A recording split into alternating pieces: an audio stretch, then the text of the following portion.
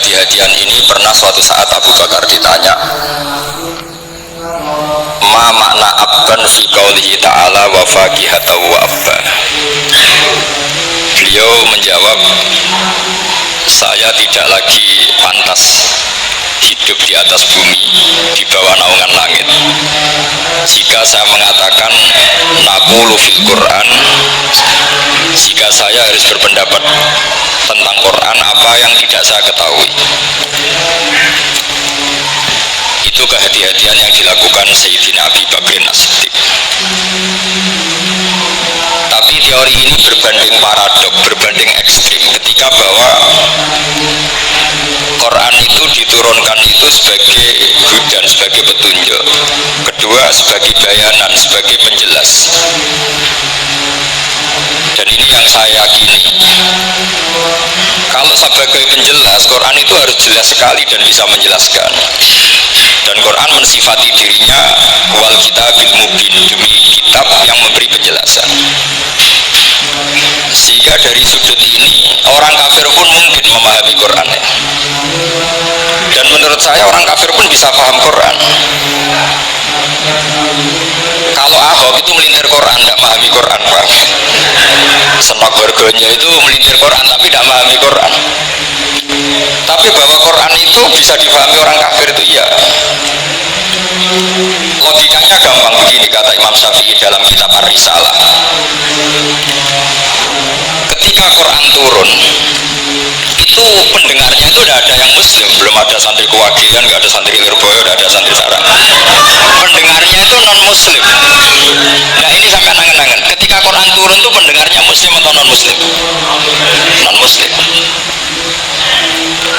Andai kan Quran itu turun tidak difahami orang kafir, maka lalu objeknya siapa? Sasarannya siapa?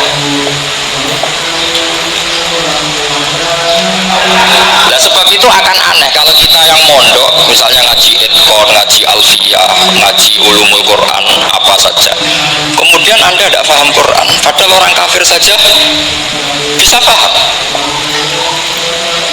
Nah ini tantangan bagi kita. Sing kafir wis paham Quran, masa kita santri tidak paham Quran. Makanya begini, di antara awal-awal periode Makkiyah ada surat disebut Qul ya ayyuhal kafirun. Katakan Muhammad ya ayyuhal kafirun. Karena mukhatabnya atau lawan dialeknya Nabi adalah orang-orang apa? Kafir. Mereka paham ketika dijelaskan Quran, paham. Dan sebagian mereka menjadi mukmin karena paham. Itu termasuk isi makalah yang saya utarakan di sini.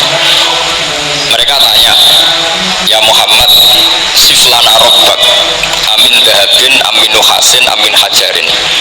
Karena orang kafir jahiliyah itu punya tren, yang namanya Tuhan itu fisik. Mereka punya Lata, punya Uzza, punya Hubal.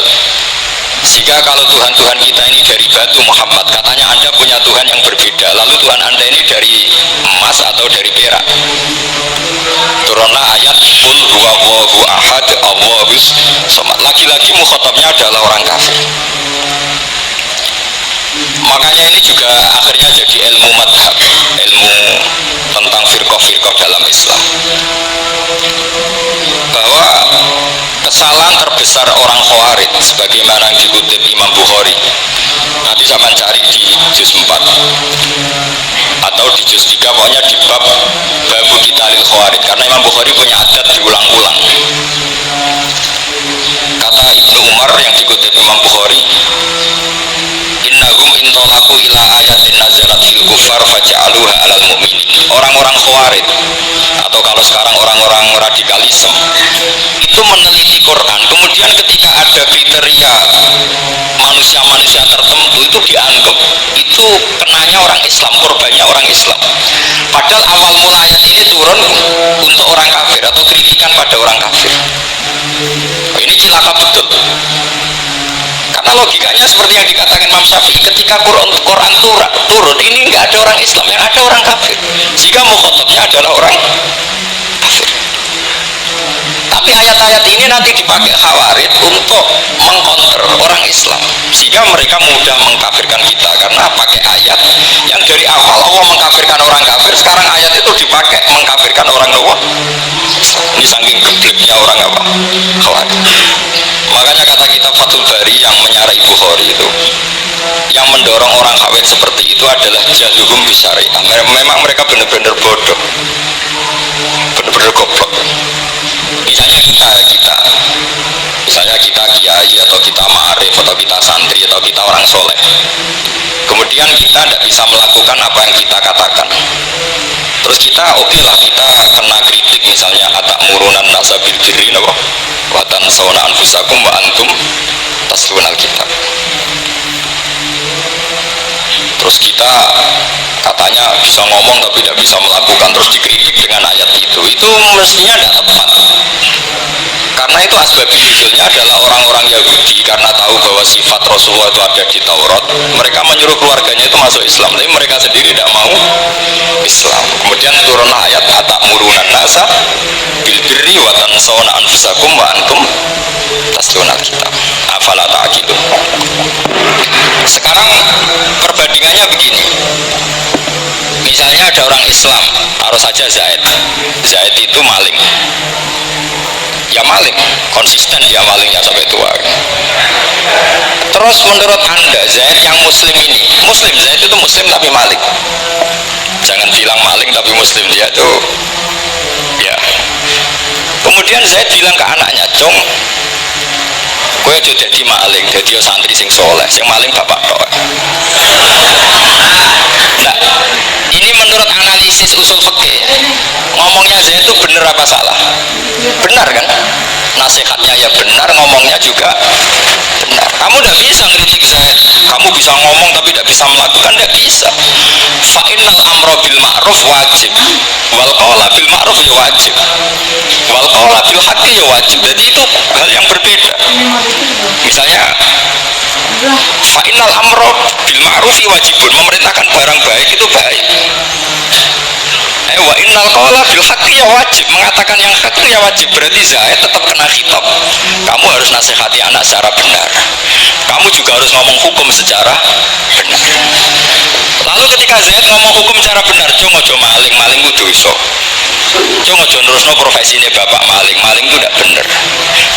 Dia berarti sudah melakukan dua kebenaran, yaitu ngomongnya benar, nasihatnya benar. Dia salah, perilakunya tetap maling. Tapi jangan karena dia maling lalu omongannya enggak salah juga, berarti salahnya malah tiga. Makanya ini pentingnya ngaji sama ulama, sama ahli usul fikih. Jadi tidak bisa dicampur adukkan. Zaid gagal dalam perilaku, tapi jangan gagal lagi di nasihat. Nanti kalau dia tidak nasihati, maka anaknya terus maling, alasannya niru bapaknya.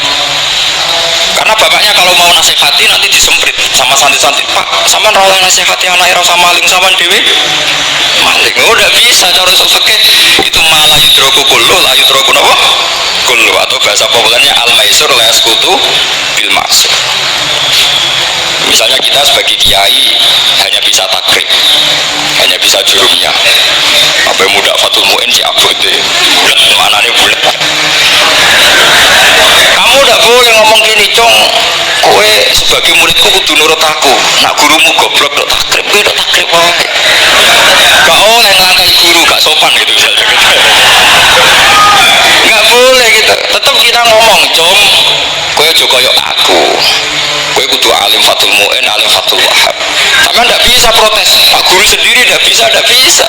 Kebenaran tetap sebagai kebenaran, meskipun kita tidak kuat melakukan atau tidak bisa melakukan. Lagi-lagi ayat itu sebenarnya ada untuk kita, untuk orang Yahudi, atamuruna nasa bil birri wa tansawna anfusakum wa antum taslunal kitab.